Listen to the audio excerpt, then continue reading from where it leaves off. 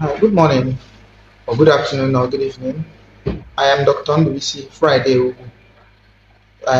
I'm the father of a child that was murdered in our apartment. The name of my child is Zina Ugu. Zina stands for Zina Chukudemma Ugu. I'm living in an apartment owned by Mr. Emeka Onishi. It is the house is located at Umumama village off Oba Road in Soka, where I live peacefully with my family in the apartment. So one evening, I'm working at Federal University. This is something I would have said before. So my family is living in Osaka while I stay in Ekiti. So one night, my wife called me that it's like armed robber had attacked our apartment, and I asked her to shut her phone so that they wouldn't see the lights and probably feel that she is videoing them.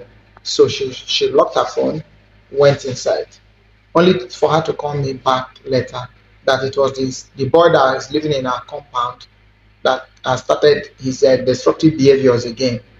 This boy is the bodyguard of landlord. Landlord built a hotel, and then since then the behavior changed. He recruited this guy as his bodyguard. The boy was formerly staying in the hotel, and then when a vacancy came when there was vacant in the compound, the landlord brought him home. He takes drug, and most times when he takes the drugs, he starts destroying things, breaking things, the windows everywhere. He starts with his own. Sometimes he'll throw his property outside the compound for days, and after that, the landlord will be the one to repay the things. So the day this thing happened, that this boy have started his destructive behavior again. I said, just mind your flat, because he stays in the postcode. I said, just mind your flat, lock the house. It's already late in the night, 11:30. But my wife used to pray at 12, so she was just waiting for 12 to, you know, she was waiting for 12 a.m. for her to start her midnight prayers. That was why she knew that something was happening. So I now asked her to just make sure that everywhere is locked. The next thing I heard was that the boy came up to our apartment as directed by she came up with the landlord. He came up with the landlord, the landlady rather. The landlady pointed to our door, and the boy started kicking at our door. I called the landlord to alert him of the development. He said he was already aware that he was already going to the compound. The hotel is just a pull away from the compound. This thing happened on 18th of August last year. So I called the landlord. The landlord said, okay, he was away, already away.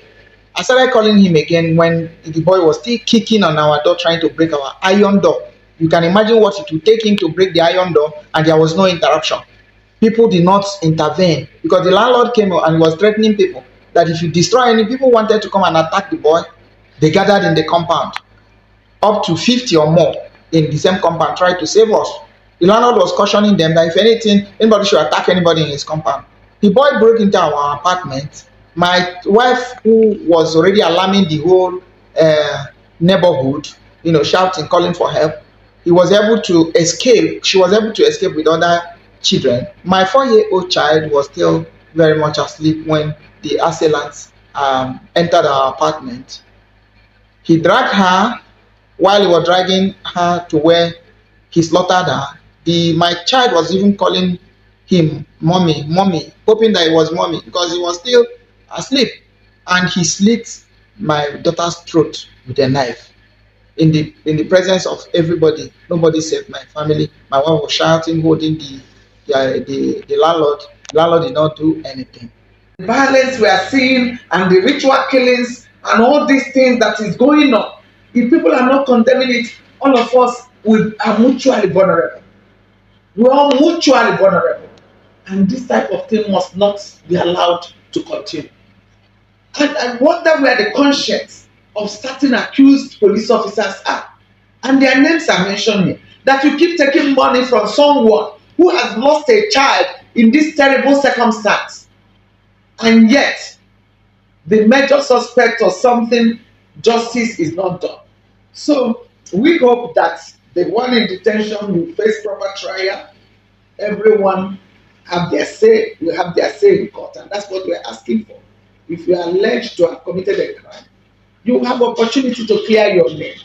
But you don't bribe yourself out of the system that you, and even those who are their witnesses living there, once they come to police to write any statement, the police will even arrest them and ask them to bail themselves.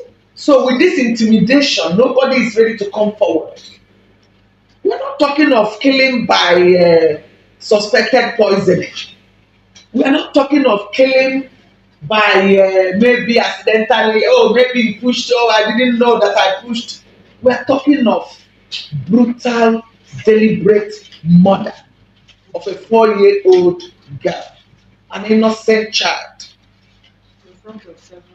in front of several people, violated their privacy, entered an apartment that was already locked for the night, took away this child, and brutally slaughtered, we'll call it slaughtered this baby. Shouldn't this really concern any right-thinking person to know that this is not a case of bribery or a case you can accept money? So we are calling for justice. We are not saying that the landlord is like guilty as charged. Let him clear. He will have his day in court to clear his name. All we are saying is that police have a duty to do a proper investigation, carry out proper investigation, swift justice, also even for the person facing murder trial. That is not enough that is in detention, that it should be swiftly tried for this couple to have a closure. I don't think it's even a trauma that will leave them.